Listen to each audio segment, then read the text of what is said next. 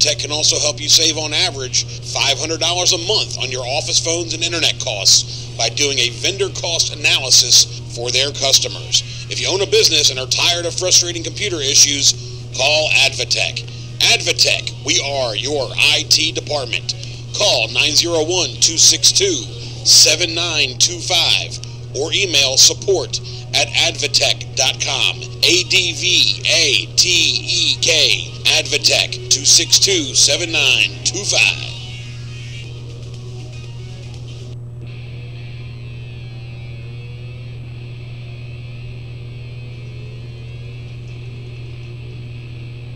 Back in a second.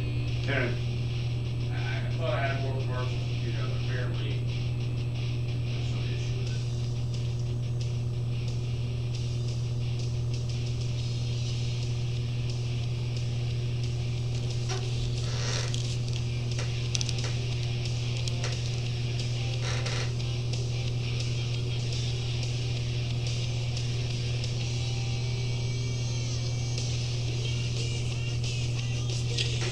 Welcome back to the Ion Sports with B-Ball Jones on AM 730, AM 1600, sometimes YouTube Live, and occasionally posted at B-Ball Jones, or excuse me, at theionsports.com. New website, new branding. Ira, you have a case of the Wednesdays? Absolutely not.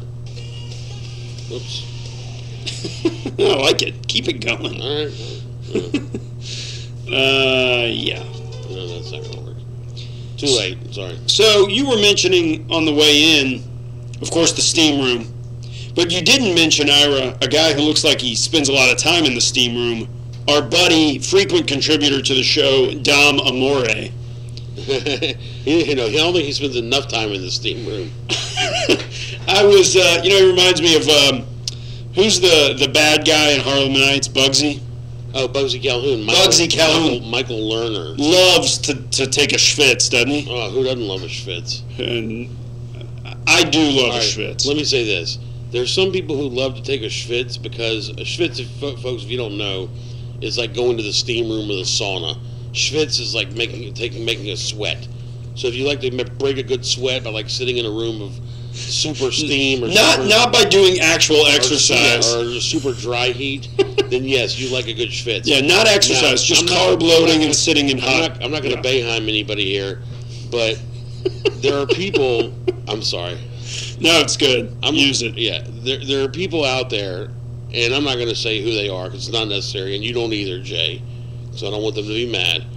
There are people there. There are people out there who seemingly like to go to the schwitz, to the steam room or the sauna. I'm not saying they like to be around other naked men, but it's like they almost relish the opportunity to walk around the locker room naked. Okay? And like some people they go into the steam room, they make sure they're toweled up, they're covered up. Some guys I'm not saying there's anything wrong with being a locker room guy. Some people are, some people aren't. But there's some people that almost seem to enjoy it too much. And I'm not saying they're out there on the lookout, but they also don't. They got no problem swinging in the wind. Let's say that. I couldn't agree with you more. Are you a locker room guy? No. I wish. Do they still charge extra for that? Yeah. For that space up at the community? Do you buy it? No, I used to. Yeah. No, I agree with you completely. It's like I get that you're in a locker room. If you get a little, a little nude time, in between the shower and grabbing your towel or whatever, that's fine. Or you're putting on your underwear in front of the locker. Right. Okay, no big deal. This isn't like, you're not changing in front of my mother or something. Right. But just cover up. I mean, some people just cover it up. Walk up to you right. With a towel around their neck, not around their waist, and just walk up to you and start talking. And I'm like, it's like. First of all, take 3 steps back. Okay, so I'll see you later, huh? I'll give you a call. Yeah, it's like I really don't need this right now. What are you looking at, butthead? There's so many good sound bites that go with this discussion. This is not necessary. Locker room etiquette is definitely You know, and I do feel like in some of their defense, the older you get, the less you care. That's fine. It's like, I'm okay with whatever. that. This I'm okay with that. this thing hadn't been used in a decade anyway. Whatever. Yeah. Yeah, no, I don't disagree with that It's just part. skin.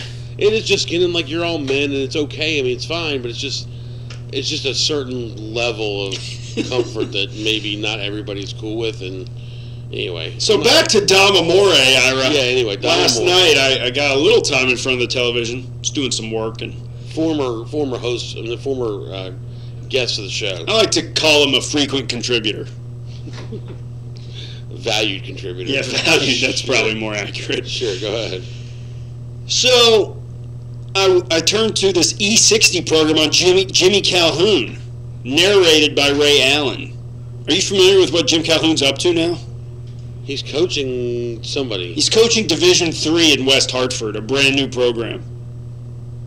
That's For cool. what reason, I have no idea. Like, if the guy wanted to coach again, should have just gotten a job.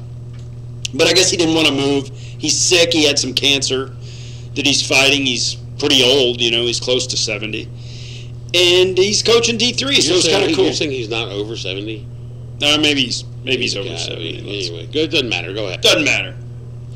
But the program was kind of nice because it went through the history of Jim Calhoun right up into what he's doing now. And the history, of course, Ira, do you remember where he started? He's 76. I'm sorry, I meant almost 80. Yeah, as a matter of fact, I do. And they just lost. They lost. They lost. Northeastern? Northeastern, yeah. They lost their chance to go to the NCAA tournament. I believe they lost to Monmouth. No. No, I just wrote it down. Canisius. No, Canisius is in the MAC. Northeastern, I think, is now in the A10. Oh, yeah, no, they're in the Colonial, right? They lost. No, they lost to. No, Hofstra. they won. They won. They beat They beat Hofstra. Hofstra. They That's beat right, the they Pride. I thought Hofstra was a Flying Dutchman. What happened to that? I don't know. It's a much better nickname. We got a million stories here, but let me get to the end of one of them. Go, yeah, please Because these hurry things up. intersect. Dom Amore was in the documentary, and it said Dom Amore, and then underneath it said he does write for the Hartford Courant. He's on the board of executives of the Hall of Fame or whatever, the voting He's a committee. voter, yeah. But underneath Dom Amore, it said frequent contributor to the Eye on Sports with B-Ball Jones.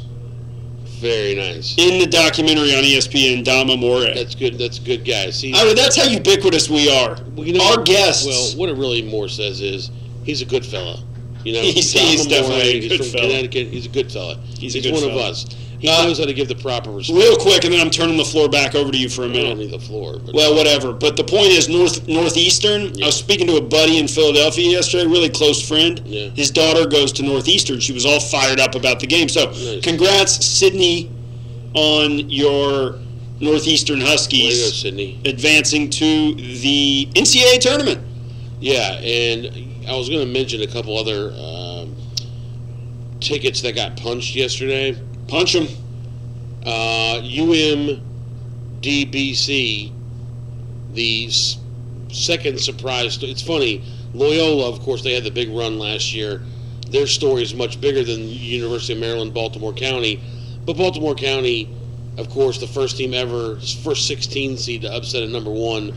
They demolished Virginia. I mean, let's be honest about it. They killed them. Unbelievable. They won. Most unbelievable sports result maybe in my lifetime. I mean, you go to USAA hockey, Maybe. but They won in double overtime against Hartford. So there you go. I'm sure Dom Amore was there kicking it live.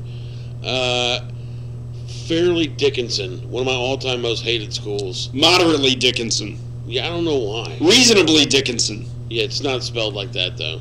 Fairleigh spelled like Farleigh. But I think it's in New Jersey. I just don't like the name of the school. Plus, I got a cousin who is a graduate assistant for St. Francis of Pennsylvania. And that would have been cool to see him get a chance to go to the NCAA tournament as an assistant. But it didn't happen. They lost. So there you go. Yeah. And there were some opening round games of some other conference tournaments. But I'm not going to get into all that.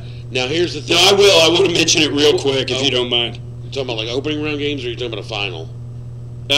There's nothing more epic than the Tuesday night tilt in the tournament. You know, the one game that they have to like squeeze in. Yeah. Happened to be Georgia Tech, the Ramblin' Wreck, and it was, of course, our buddy and frequent contributor to the show, Josh Pastner, who coached in that game, and they lost. So their season comes to a abrupt end in the Tuesday night of the ACC tournament.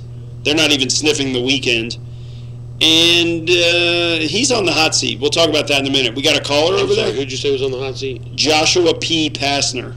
Oh, okay. I guess he's already on the hot seat. Well, he's in his third year, and they year. just lost in the opening round of the ACC tournament, losing record. Who they lose to? And apparently they're getting worse. Wake. Yeah. Hey, well, there's another guy's on the hot seat, Danny Manning. Yeah. So, all right, let me see if I can do this. This is going to be interesting. Caller, are you on the air? Good morning, gentlemen. Hey, how are you? I am fine. I would like to be the first to start the NCAA conspiracy theory. Please tell me you're talking about Gonzaga and St. Mary's.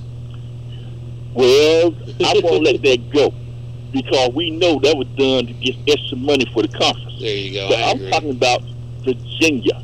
Okay. As you mentioned, they lost to a 16 seed last year, right? Right. And Virginia is considered to be one of the blue bloods in college basketball. Okay. And Tony Bennett's supposed to be one of the best coaches, everyone say. Everyone says. Now, do not be surprised when they reveal the bracket next Sunday that Virginia has the easiest path to the Final Four because they want Virginia to redeem itself by saying last year was a rare occurrence. Well, I mean, it's not just a rare occurrence. It was the first time that ever happened. But I don't necessarily disagree that Virginia may benefit from a little help because they feel bad that they lost last year. I'm not going to disagree with that. Yes. So I won't be the first to say it, and then when it's revealed next week, we shall see. Thank you, guys. Hey, thank you. Fair enough. Thank Appreciate you Appreciate listening. It's a good I take. think that's Carl, right? Yes, it is. Hey, Carl, before you drop, Thank you. Carl, you still there? Yes, I am. What is your official prediction for the AAC tournament?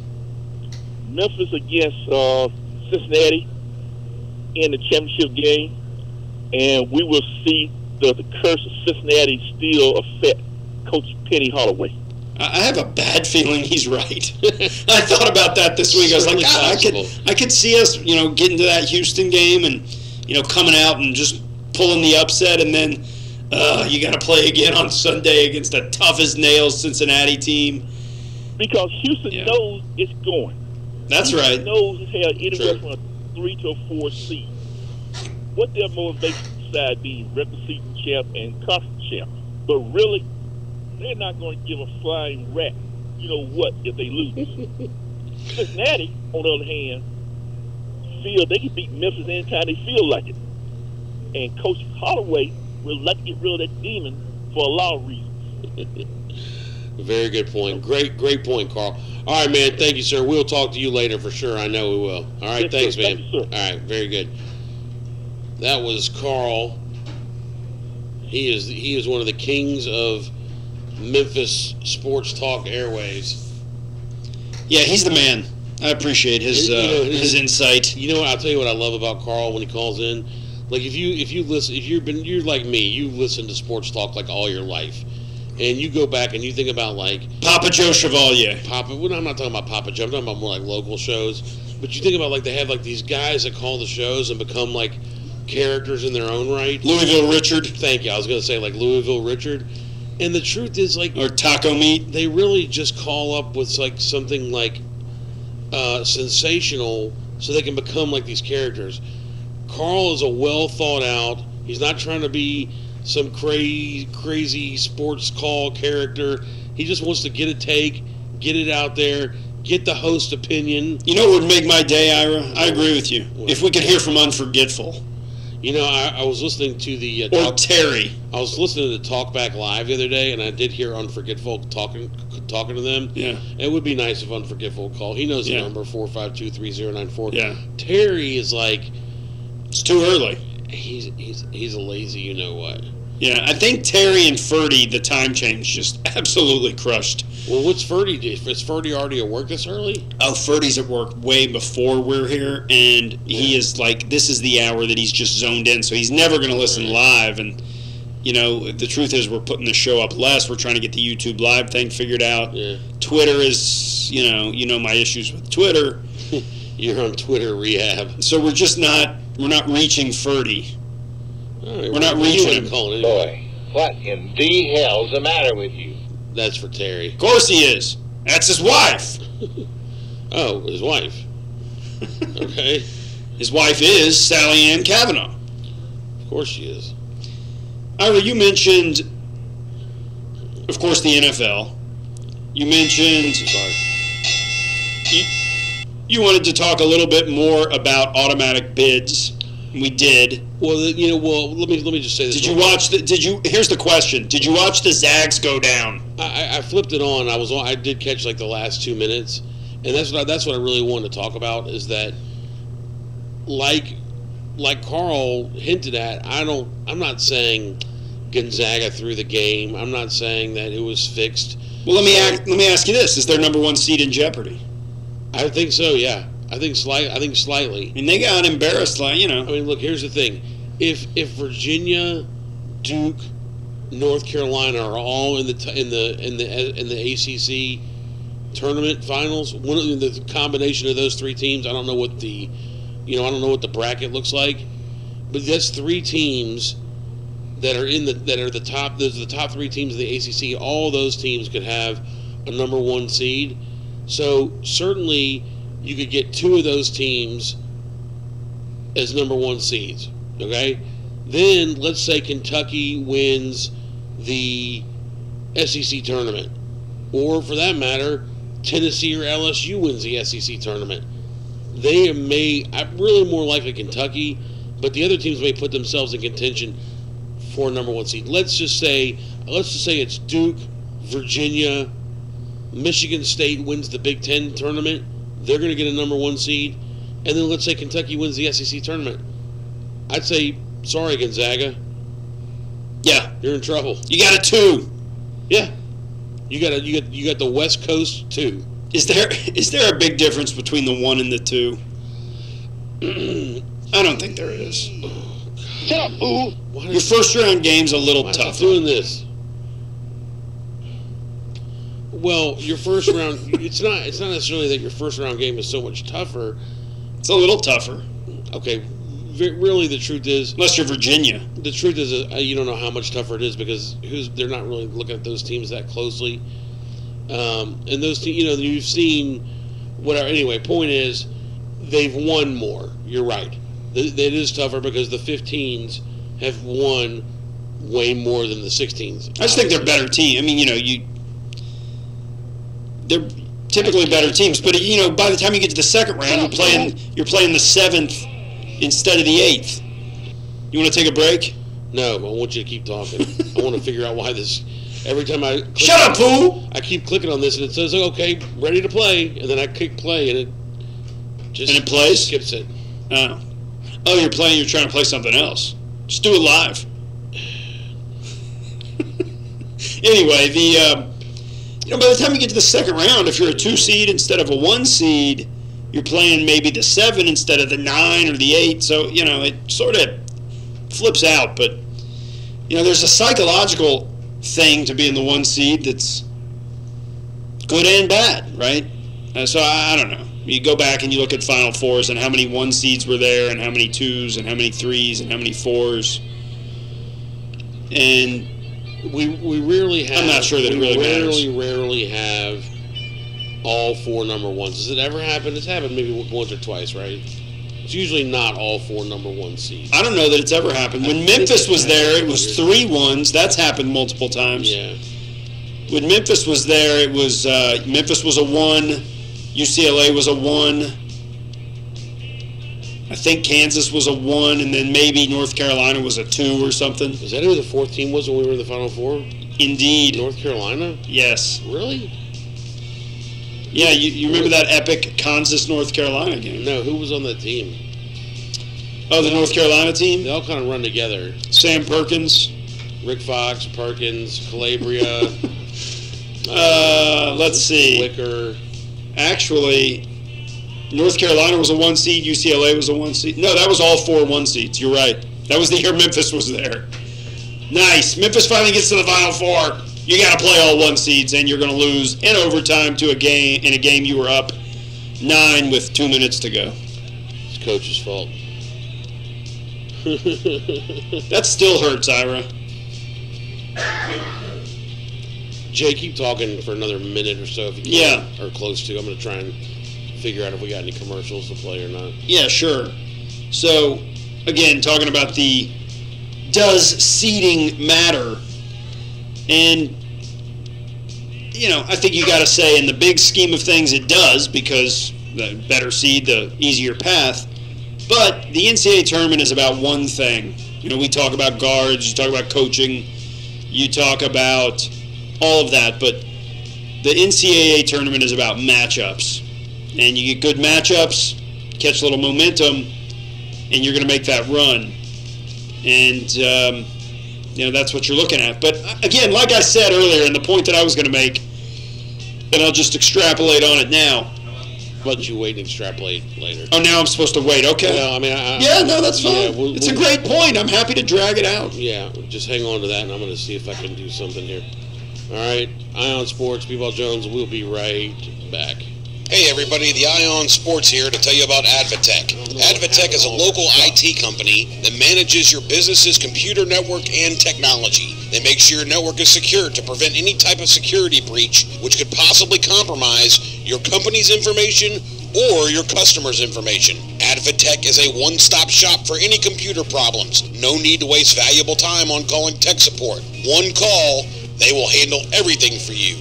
Advatech can also help you save on average $500 a month on your office phones and internet costs by doing a vendor cost analysis for their customers. If you own a business and are tired of frustrating computer issues, call Advatech. Advatech, we are your IT department. Call 901-262-7925 or email support@advatech.com. ADVATEK. Advatech 262-7925.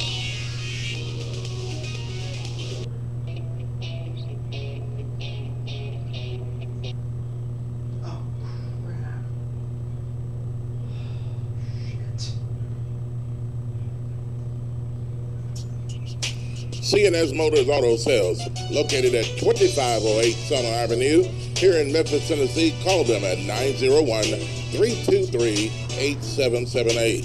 C&S Motors Auto Sales has been around since 1984.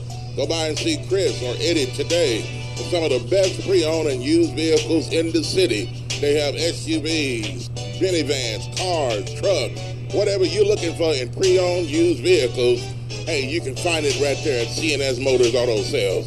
See Chris or Eddie today? Since 1984, they will treat you right. Call them at 901-323-8778. That's 901-323-8778, 2508 Summer Avenue, C&S Motors Auto Sales.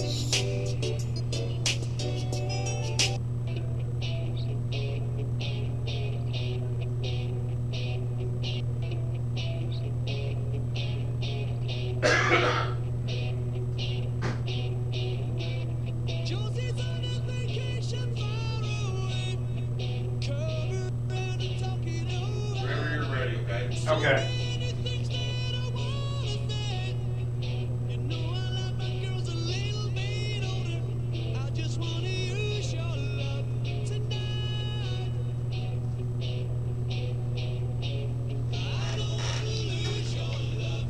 Welcome back, everybody, to the Ion Sports with B-Ball Jones right here on AM 1600 and YouTube streaming live. When I first started putting this music together for the intros and outros, and we really think we have a pretty good mix. But now that I'm having so much trouble with this system, I'm thinking about doing some changes. Yeah. Maybe we'll get some. Maybe we'll just get more eclectic and get some more variety going. I just don't. I mean, I just wish I could figure out why that can't work. This. Well, I'll tell you, I think it's probably time not to discuss our business on the air. Yeah, you're right. But it's probably time for an all hands meeting.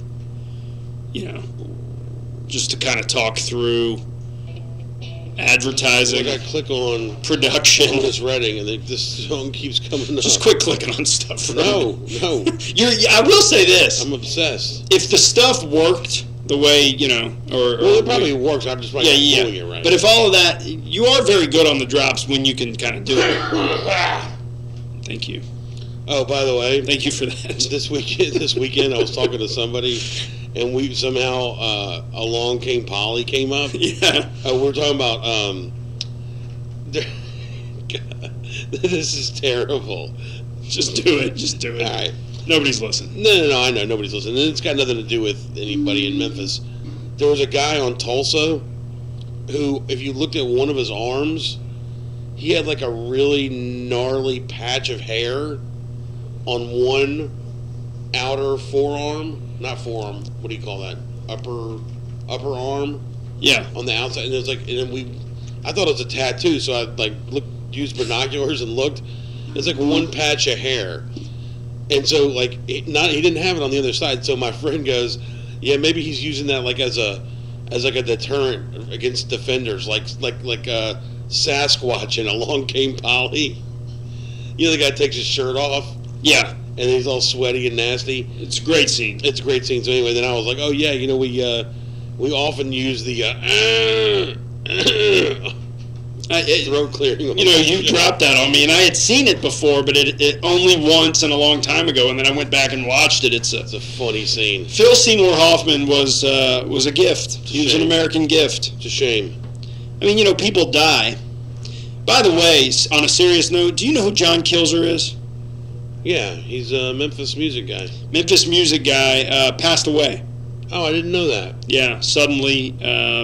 Sorry to hear that. Yeah, that came across last night. I happen to know the guy a little bit because I'd been over to his ministry over there, and he did he had a Friday night service at a church on. I mean, it wasn't really a church service. Right, I got it. It was rock music, but it was music for the soul. Spiritual. Yeah, good guy, and very sad. Very sad. Actually, I'm looking. Just looked it up this morning. It had made its way to the internet last night that he had passed away, and now I'm seeing already Calkins, who I think was friends with him, is up with an article that he's a former Tiger. Kilzer was a former Tiger. He played for the Tigers. Played what? He played basketball briefly. Okay. Yeah. So Calkins is out with an article. He was on that show that Calkins did, but former Tiger musician minister lived a life of recovery and grace. Good guy. Okay. So rest in peace and thoughts and prayers with his loved ones, of course. Sure. I'll start the timer so we can start making fun of it in about 4 minutes. I'm kidding. We're not going to do that. No, we're not going to Bayheim this guy. No. Yeah, we'll do it with people we don't really know. People we know, a different story. That's right. Oh, hey, that's how psychopathy is done. Can you quickly finish your thing that you were talking about before the break? Yeah, no. All I was going to say is what I said earlier, that the tournament starts now. I mean, really, if you want it open it up to everybody. That's ridiculous because right now Georgia Tech just had a chance. They just got knocked out of the tournament. You could say that was the ACC tournament, but if they win the ACC tournament, where are they going? The NCAA tournament. So, in my opinion, college basketball does it exactly right. Everybody has a chance. In the regular season, you can say the regular season means nothing, but that's not true because you have the at-large berths. So if you have a good enough regular season, you take the pressure off yourself when your conference tournament starts. But everybody gets a chance in the conference tournament. And in a way, I think that's exactly what college football should do. They should have an 8 or a 16-team playoff with some at-large bids. So if you distinguish yourself in the regular season, your regular season's not meaningless. You're playing for the opportunity to either win your division in your conference, the SEC West, the AC West, or East. I disagree with the number of teams for college. Well, I agree with myself. That's fine. You can agree with yourself all you want. I like college football being more exclusive. I think there's too many bowl games, which it's fine. The bowl games are fine because they don't mean anything. But I want the ones that actually mean something. I want it to be limited to the best of the best. Yeah. You're the best. Around. Nothing's ever gonna bring you down. Speaking of that, Ira, we should check in on. Well, I wanted to bring something up. Yeah, go ahead, please. Please do. We're running out of time. Bring something up. So, are you familiar with this Russell Westbrook thing? Yes. Okay, so I want to talk about that quickly. I caught that last Russell night. Westbrook laid into some fan, told his wife to get on her knees and. No, whoa. Or, Wrong. Well, whatever it was. No, the story sounds That's better the when I exact say it. opposite. The fan told Westbrook to get on his knees, and Westbrook said, I'm going to come up there and F you up, basically. And they went back and forth for a minute. The fan said that what he really said was put some heat on your knees. Right, Anyway, right. So the fan... You're going to need it. The fan may or may not be lying. The Westbrook may or may not be... Did you see the interview with the fan? Yeah, I heard the audio for it. You should see it. It's a little bit revealing, but go ahead. I mean, you think he was full of it? Yes. Okay, so do a lot of people. So does Gary Parrish, and if he thinks that, then it's obviously the truth. Well, if he and I agree, you can pretty much take it to the bank. Yeah, well, just like your opinion. Yeah, but the truth is that my whole thing is this: Gary Parrish does say that there is something that needs to be done about fans who think they can come in there and say whatever they want to players, and I'm inclined to believe whatever the player says, for the most part. 99% of the time, if the player says, hey, this guy's being abusive or racial or whatever, security needs to... I don't think they need to eject the guy from the building, but they need to say, hey, maybe you don't need to be sitting on the front row or the second row this game so we don't have any incident, and you need to move out of the way. I mean, you really don't have the right. This is one of the rare professions. The fans don't get to go to the movie set while they're making the movie and jeer and cheer for their favorite actors. This is live entertainment at its finest, and you do have the right to cheer and to yell and to be insulting in some way, but not to a point where it's going to make a player... And that's a fine line. How do you draw the line? I think I agree with you 100%, but the question is, because I really do. Like, I looked at that incident, and normally I'm like, these players are prima donnas, get over yourself, play the game, do your job, etc. On the other hand, like, I don't know, this just, like, it offends the sensibilities that some guy would come in there and, like, insinuate to a player that, you get on your knees, man. It's just like, it's distasteful. I think it ruins the experience for other fans. And nobody wants to, doesn't ruin it. That's probably strong. But it's like, dude, when I'm at a Tiger game, and I've been this guy, not that guy. I've never been a taunter of fans or refs. But I've gotten intense at games, yelling at refs and stuff. But it's like and a lot of that was that I was younger, and the players were even older than me, and I was just like, come on, Elliot Perry, get it together, whatever, right? Yeah. Not really. I'm not really that guy. But my point is like, it is scary and weird when you're at a game and some 45-year-old man is yelling at a 19-year-old kid. You make 45-year-old man seem so old now. Well, I was just saying, no, I'm kidding. 45, 50-year-old man. No, I agree. Yeah, it is kind of pathetic. But let me ask you this.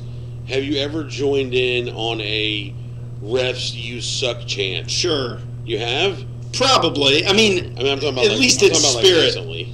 No, no. Okay, yeah, that's good. But no, I don't mind. I think taunting the refs is sort of like part of the deal. But again, not tastelessly. The refs, yeah, you can taunt. The refs are like, you want to taunt the refs, hey, you need glasses. That's okay. They know that. Horrible call. You stink. I can't believe I'm about to say this because I'm not a super progressive guy. Okay, I'm kind of progressive in some ways, but this whole we make fun of PC culture, right? We do. But I think that the NBA moving to a place where like all of a sudden it's not acceptable to be vulgar to players, I'm okay with that. I think that's like an improvement. I think that means... Sorry. It's okay. I think we've evolved as a society and a people, and that's a positive outcome of progressivism to, like, not make it okay to taunt a player. I mean, you can easily draw the line. Just, like, don't do that. You know, if you want to boo, fine. But, like, don't be personally insulting to players. Right, I completely agree. I mean, I think it's really pathetic the way some of these guys act around, towards kids. Now, if Westbrook had gone into the stands and pummeled that guy, who's going to be full year suspension? Like, I'll cheer him for doing it, I guess, but you can't do that either. Like, you got to let the authorities handle that. You got to call one of your buddies and meet the fan outside the stadium. Fine with that. And beat the crap out of him. You got to give him the Nancy Kerrigan treatment. Yeah, Kerrigan his ass. Oh, all right, we got 30 seconds left. Why? Question for tonight is, will there be any teams who upset in their conference tournament and earn a berth to the NCAA tournament? 20 seconds, Jay. Any final words? Is anyone going to be upset, or just any final words at all? Any final words at all? My final words are: go forth, enjoy your day, be kind. That's great. Anybody? Thanks a lot for listening. Eye on Sports. B-Ball Jones. Adios, muchachos. 8:58, 59. End. I'm sure it's fine. You got this thing that's like rigged up to start immediately.